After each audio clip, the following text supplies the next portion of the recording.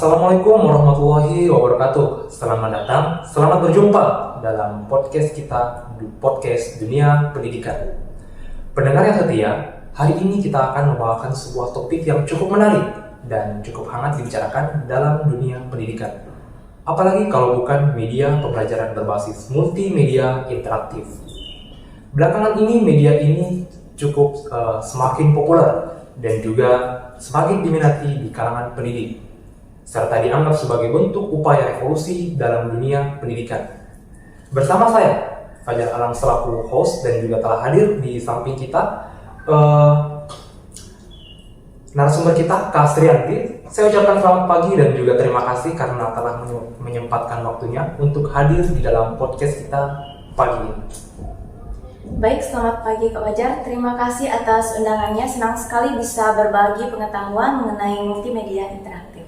Oke, Kak Srianti. Sebelum kita melangkah lebih jauh membahas terkait dengan media pembelajaran berbasis multimedia interaktif secara lebih spesifik, mungkin Kak Srianti bisa beritahu dulu nih, apa sebenarnya media pembelajaran itu? Mungkin penonton-penonton kita belum paham apa sebenarnya itu.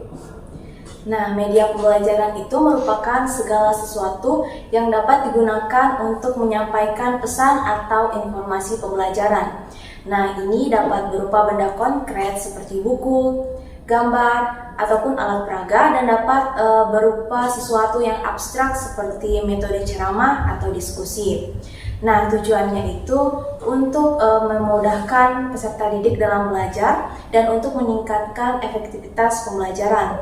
Nah, perlu diketahui bahwa media pembelajaran yang baik itu adalah media pembelajaran yang mampu menarik perhatian peserta didik, menyampaikan informasi secara jelas, dan mampu melibatkan peserta didik secara aktif di dalamnya.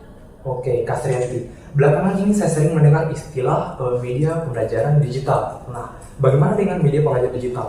Apa perbedaannya dengan media pembelajaran yang konvensional? Nah, media digital ini merupakan media pembelajaran yang memanfaatkan teknologi digital dalamnya untuk menyampaikan informasi pembelajaran. Nah, ini dapat berupa seperti multimedia interaktif, video pembelajaran, simulasi game, dan lain sebagainya. Nah, media pembelajaran berbasis digital ini memberikan fleksibilitas, interaktivitas, dan aksesibilitas kepada peserta didik sehingga peserta didik itu dapat mengakses materi kapan saja dan di mana saja. Jadi, media pembelajaran berbasis multimedia interaktif ini merupakan salah satu contoh dari media pembelajaran digital ya?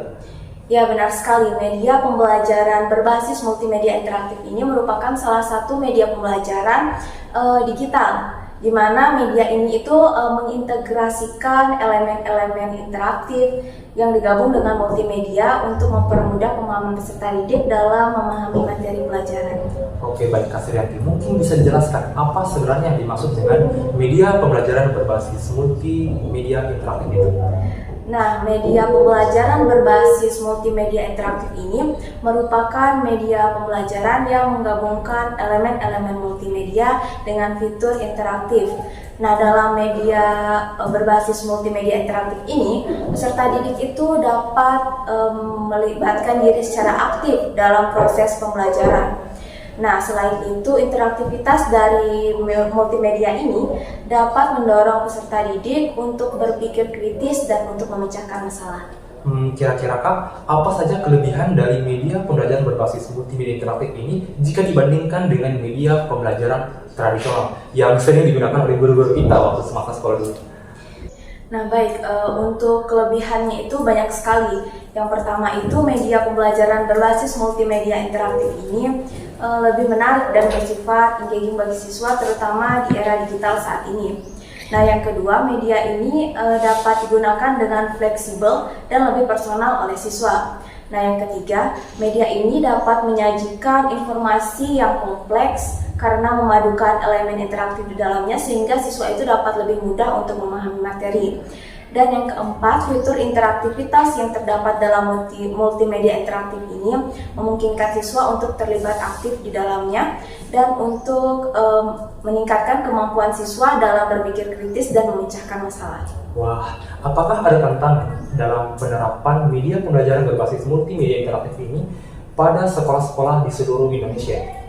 Untuk tantangannya itu terutama yang berkaitan dengan infrastruktur teknologi dan akses internet. Nah, selain itu pelatihan guru juga perlu ditingkatkan agar guru-guru itu dapat mengembangkan multimedia interaktif, dan guru itu juga harus dapat mengembangkan materi pembelajaran yang relevan dan dapat diintegrasikan dengan multimedia interaktif.